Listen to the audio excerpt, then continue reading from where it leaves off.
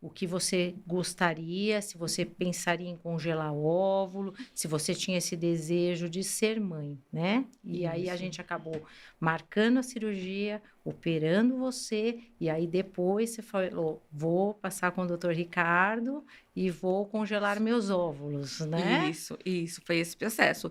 E também foi a sua orientação, né, doutora Dani? Eu até agradeço, porque eu não tinha essa orientação, esse conhecimento, até mesmo essa possibilidade do congelamento, né, do óvulo. E essa orientação foi muito importante, né?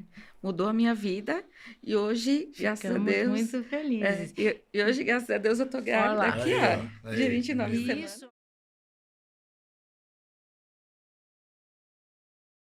Bom, na verdade, assim, os dados da literatura mostram que não traz piora do prognóstico nem aumento da recidiva do câncer de mama quando você engravida pós-câncer de mama.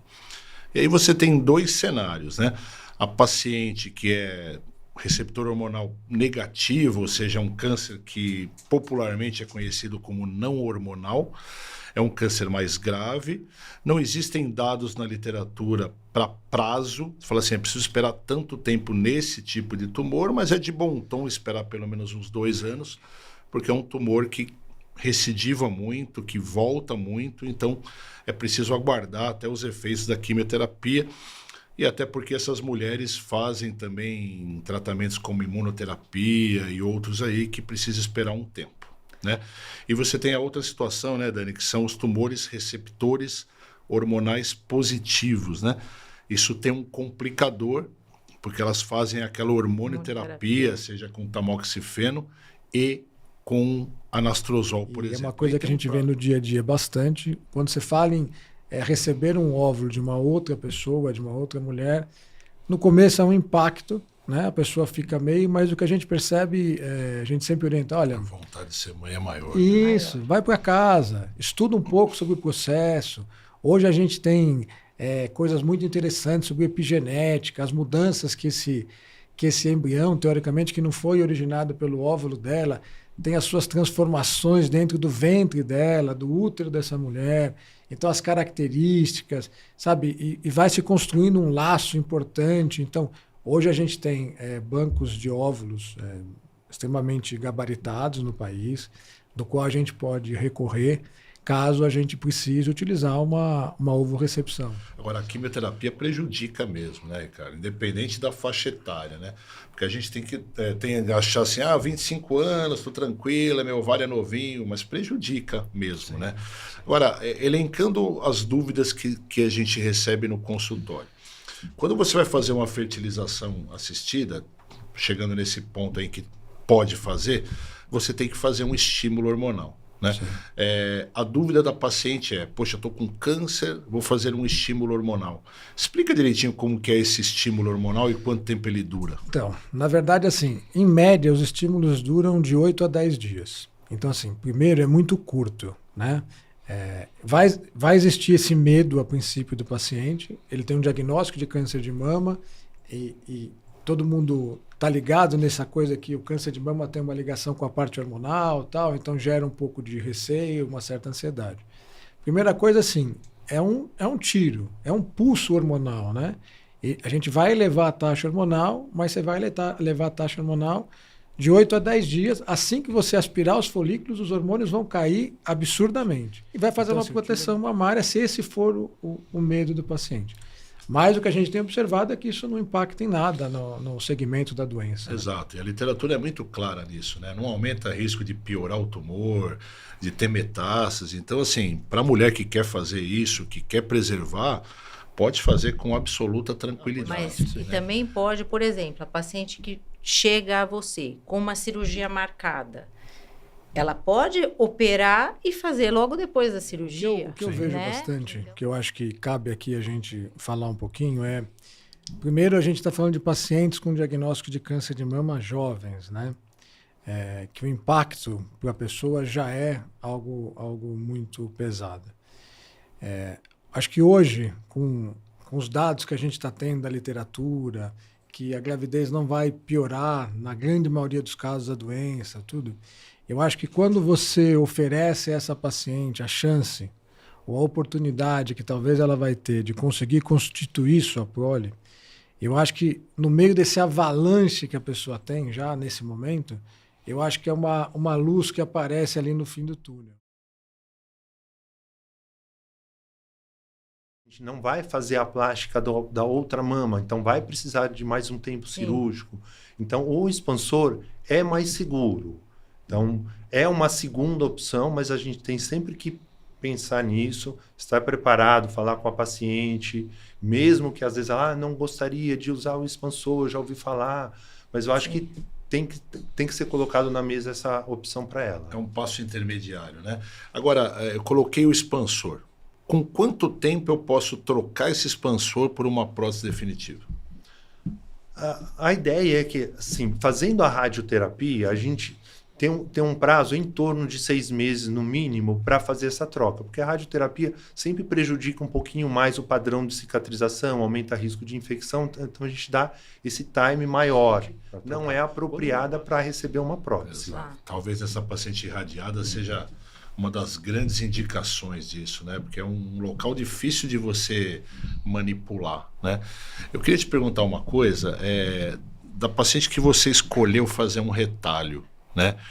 Você leva em consideração detalhes como, por exemplo, diabetes, tabagismo? Isso é um fator complicador? Porque a gente às vezes fala para a paciente, olha, para de fumar, porque senão não dá para rodar um retalho, o diabetes complica. Realmente essas situações acabam complicando desse retalho sobreviver, por exemplo?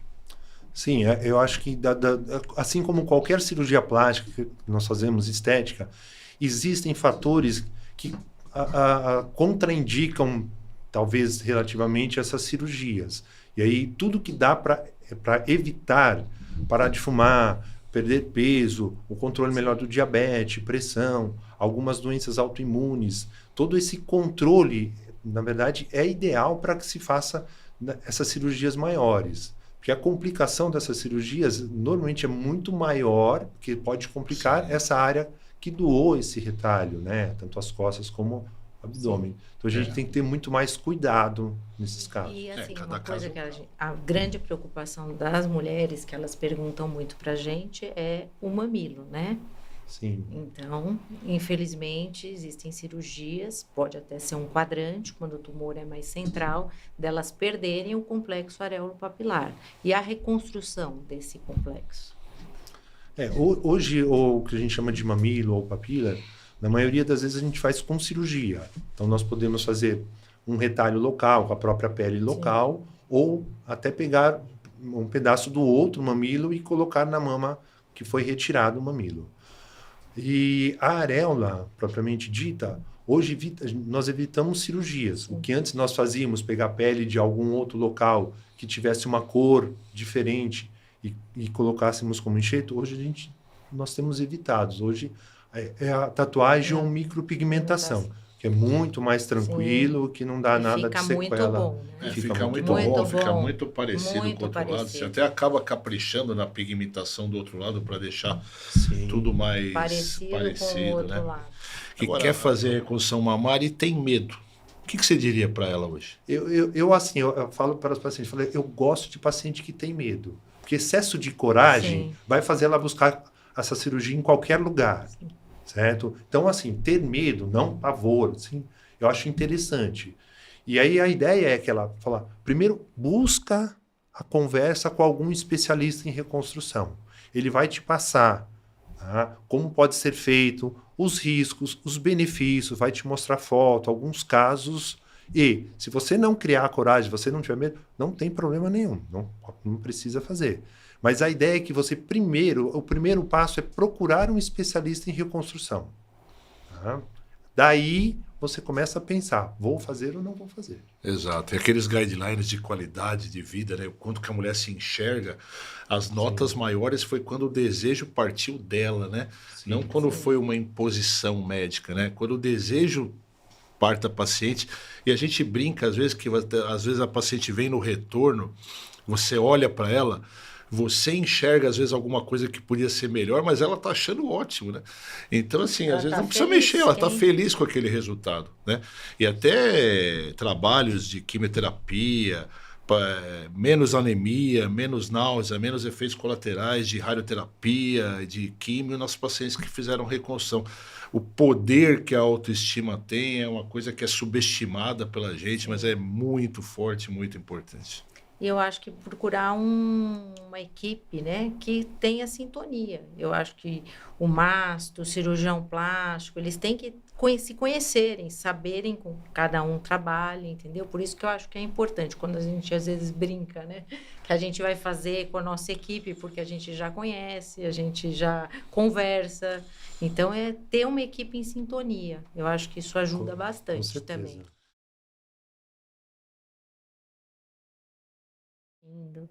Que mensagem você daria para elas? Assim, o desespero bate, é normal, mas que tenha esperança que há uma vida após o câncer, após o tratamento. Eu sou um exemplo vivo que deu certo, eu estou bem, passei por todo o tratamento, que é um pouquinho chato, né? Não é fácil o Sim. tratamento, mas que há uma vida. Você pode ter uma vida, sim. Uma Sim. vida normal, uma vida de trabalho, uma vida de cuidar de saúde, de, se for congelar, de ter um filho. Então, há uma vida normal. Sim. É só uma fase, né? É só uma É uma etapa fase. que você está passando.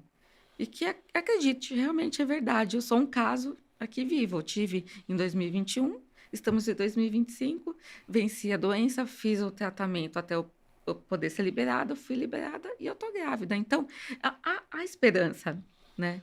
Que muita gente, às vezes, não tem a esperança, né? Acha que a vida acabou, que vai morrer. Não.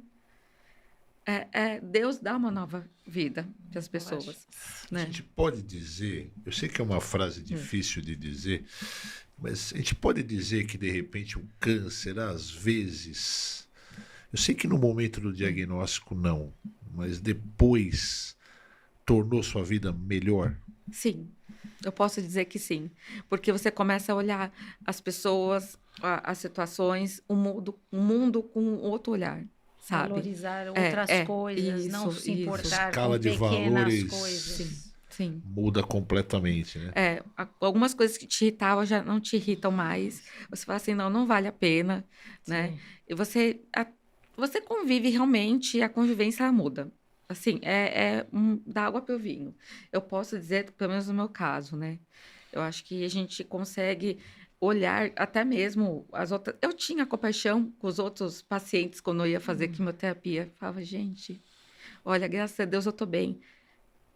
Quando eu estava no hospital, eu agradecia. Graças a Deus eu vim aqui fazer minha quimioterapia, porque você vê pacientes numa situação pior do que a sua. Então, você começa a enxergar diferente as pessoas. Até mesmo quem está acamado, passando por uma doença, você tem um olhar diferente, né? Você valoriza mais a sua vida, né? Com certeza.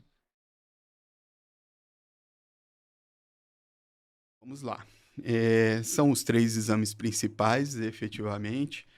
A mamografia é o exame mais conhecido, é o exame que a gente sabe que faz um diagnóstico de câncer de mama de maneira mais precisa e que tem a maior penetração e que é um exame que a gente usa para rastreamento de câncer de mama.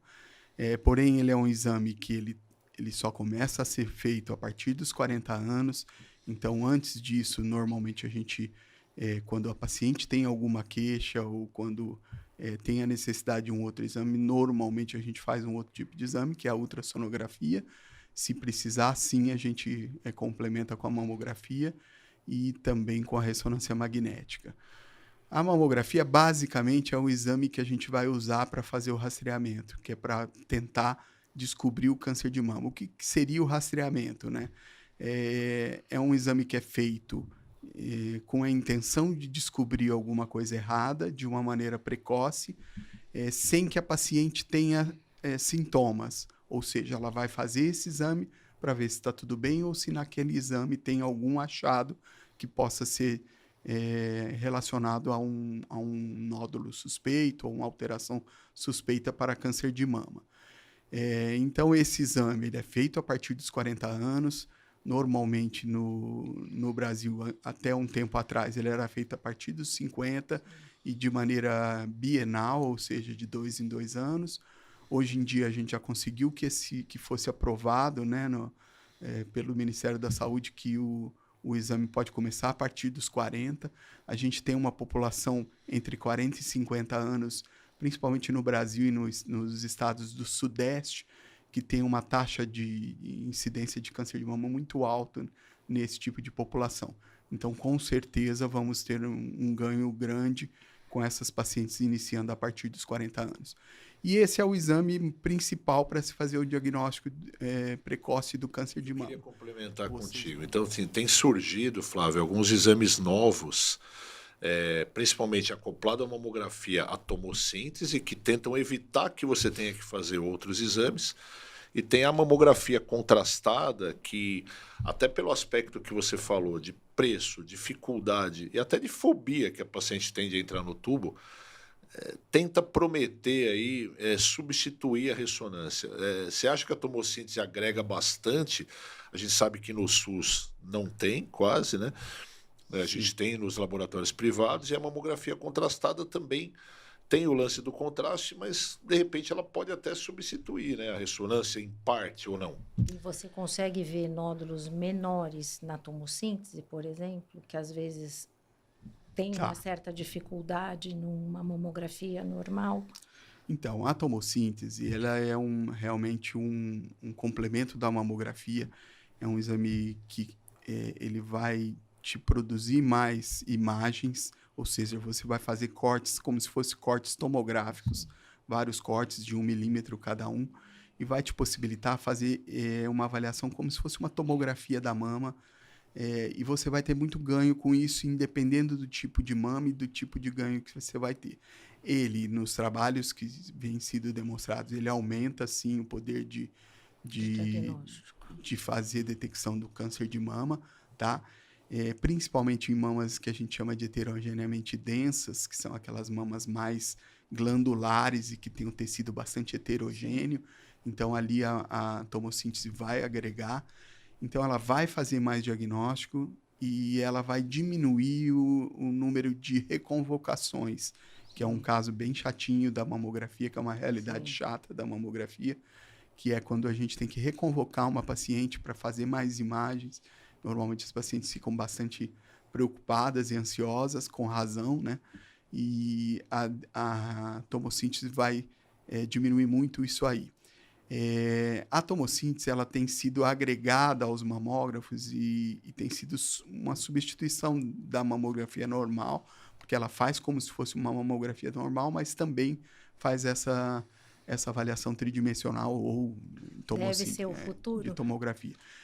Com certeza vai ser o futuro e vão sendo substituídos gradativamente os mamógrafos normais por tomossíntese. Ela traz mais radiação, Flávio? É a mesma coisa?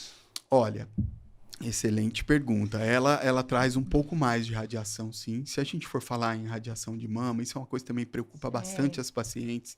A radiação de uma mamografia normal, ela é muito pequena. A gente chama de millisievert. E ele dá 0,4, vamos supor, numa mamografia normal de millisievert. Se a gente pensar em um ano, na natureza, a gente recebe mais de 3 millisieverts só da natureza. Se a gente for comparar com uma tomografia, então ela é 20 vezes menos. Então, sempre o custo-benefício é muito melhor que se faça o rastreamento e se faça uma mamografia anual do que se preocupar com a radiação.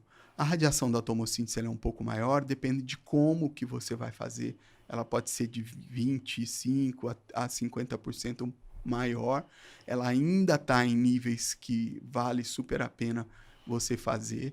E ela depende se você vai fazer uma radiografia que a gente chama de computadorizada para substituir a 2D, porque tem um jeito de fazer que você faz a mamografia normal, depois a tomossíntese. Então você tem um pouco mais de radiação, sim. Agora, se você faz ela sintetizada, você tem um aumento bem menor e bem mais tranquilo para essa parte da radiação. Então vocês que estão escutando, quando vocês lerem esses malucos, porque não tem outro nome, no Instagram, que ficam dizendo que mamografia dá câncer de mama. Olha, denunciem, né? Porque é caso de polícia, né? Ela salva vidas, É ela não fake. causa Com câncer. certeza. É fake. Com fake certeza. news, né? Fake E é news. incrível que a gente ainda tem, né? E Exato. tem. E falam que também o ato de comprimir a mama é uma agressão, que Meu Deus. Tudo bem que eu não vou dizer que a mamografia é um exame agradável, Não. mas Sim. ele é um Mas exame rápido, né? suportável. Suportável Muito e rápido. que realmente salva vidas.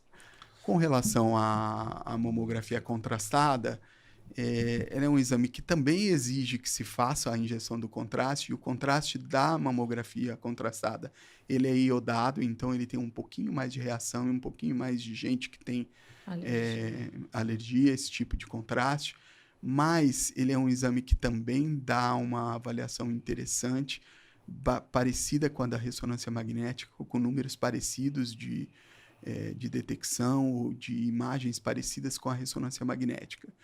Ele é um exame muito mais barato e é um exame que talvez em lugares como o Brasil, em lugares que a gente tem uma dificuldade maior para se fazer, ter um arsenal de ressonância para todo mundo que necessita, ele pode sim ser um exame que venha substituir mas é o que só a gente pra- chama de risco populacional, É. né?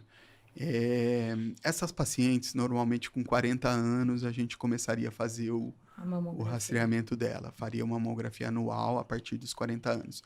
Essa determinação ou essa sugestão de rastreamento, ela é do Colégio Brasileiro de Radiologia, na qual a gente segue as orientações, e ela é vinculada às sociedades de ginecologia e mastologia brasileiras, tá? E ele é basicamente um modelo americano de rastreamento. Então, é a partir dos 40 anos anual, tá? E seria para detecção. Aí, a partir daí, se a paciente tem tipo de mama diferente ou se ela tem mamas muito densas, aí a gente tentaria agregar com outros tipos de exame que pudesse melhorar o diagnóstico. Por quê? Porque a gente, na mamografia, se a gente tem uma mama muito densa, a sensibilidade da mamografia cai bastante. Sim. Então, a gente tem que lançar mão de outros Até para exames para se pacientes, fazer. por exemplo, que não tem alto risco, mas tem aquela mama extremamente densa, eu acho que é um cuidado maior. A gente já faz isso, seguir essa paciente com uma ressonância, né? Ou sempre com ultrassom Ultrassom. complementar. Essa paciente por si só, né, a mama extremamente densa por si só já é um fator de risco fator de risco. aumentado. Então, a gente tem que estar sempre pensando em ultrassom e ressonância para esse tipo de paciente. E a paciente que tem um histórico familiar importante. Vamos lá, ela teve uma mãe com câncer de mama com 42 anos. Vamos lá. Quando que a gente vai começar o rastreamento dessa mulher?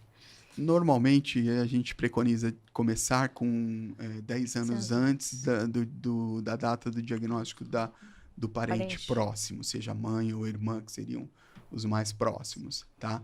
Então, por exemplo, se ela teve com 42, aos 32 ela poderia começar, nunca antes dos 30, tá bom? Então, se teve mais nova, não começa com 30. O BIRADS pode mudar também, né? Se uma lesão fica constante muito tempo, não mudou, ele pode descer uma classificação, sim, não é isso? Normalmente, quando a gente faz esse tipo de segmento, que é o BIRADS 3, a gente segue ele por 2 a 3 anos, nem sempre é de 6 em 6 meses, mas o primeiro exame sim. E se ele não se desenvolve, ou se ele fica estável ou diminui no meio desse controle, a gente pode fazer abaixa o valor do BIRADS e volta a fazer um rastreamento de rotina. Legal. E que elas perguntam para a gente qual a melhor fase do ciclo para fazer a mamografia e a ressonância para aquelas pacientes que ainda não menstruam, né? Que é menos doloroso, que é mais eficaz. Tá. É assim, a ressonância é o exame que mais é importante você avaliar para quem tem menstruações regulares e tudo mais, e fazer nas datas que são normalmente entre o 7º e o 15º dia, 14º dia.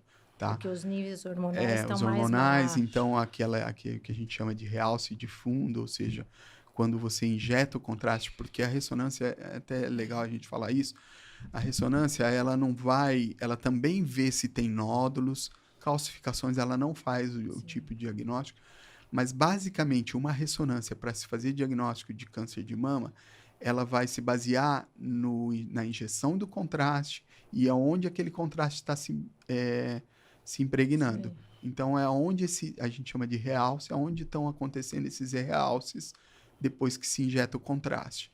E é por isso que é interessante fazer nessa data, porque senão a mama pode pegar esse contraste e realçar áreas em que normalmente não seria um problema. Sim. Então, se você faz nessa fase do ciclo, o realce que se impregnar em algum lugar vai ser especificamente alterado mesmo, tá?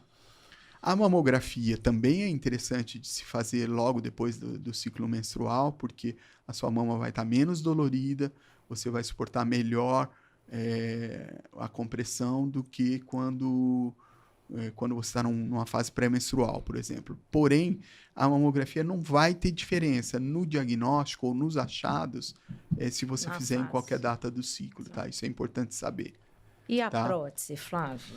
E o isso medo aí. de Mulher com romper prótese, sai fazer correndo, faz mamografia? mamografia, vai explodir a prótese na mamografia. Como é que funciona isso? Bom, a mulher com prótese, na verdade, a gente costuma falar que são 2 exames, né? Um a gente avalia a prótese e o outro a gente avalia o parênquima mamário. E nenhum dos dois pode ser esquecido ou subestimado, tá? Então, vamos supor, a mamografia, o exame principal. A prótese, dependendo da posição dela, ela pode ser mais ou menos prejudicial, assim, em termos de ter uma área em que a gente vai ter dificuldade de avaliar. Então, a mamografia perde um pouco, e é pouco, quando a sua prótese está em cima do músculo, tá? Entre o músculo e a glândula, tá? Aí Então, você não consegue comprimir, você acaba comprime, perdendo. mas você acaba perdendo um pouquinho, porque a prótese ela é o que a gente chama de opaca na radiografia, na mamografia.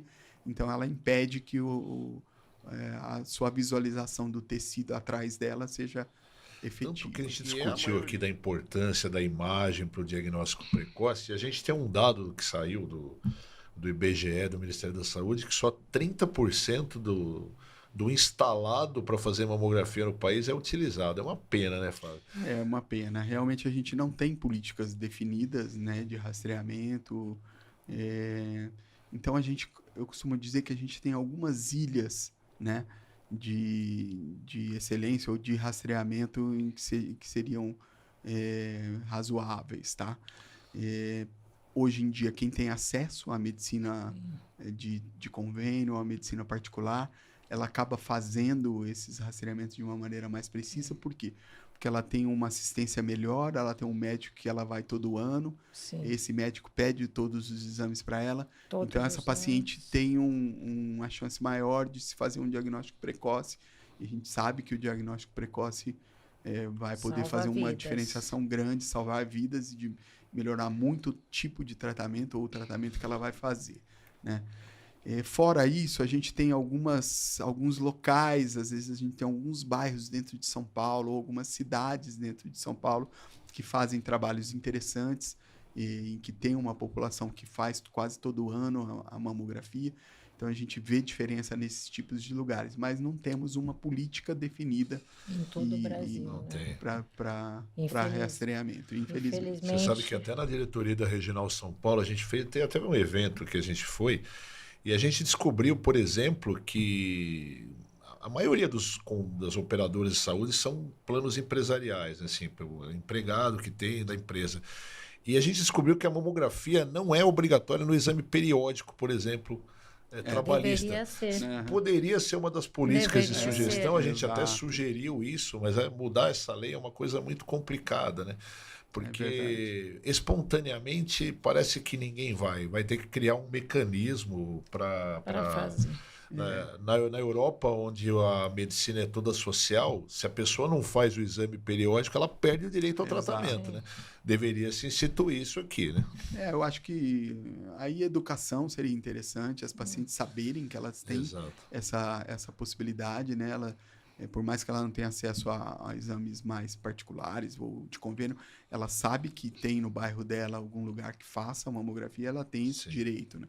Então, seria uma coisa educacional mesmo para as pacientes terem esse Mamografia Seria anual, ótimo. pessoal, a Isso partir dos mesmo. 40 anos. Isso a aí. partir dos 40, exatamente. Valeu.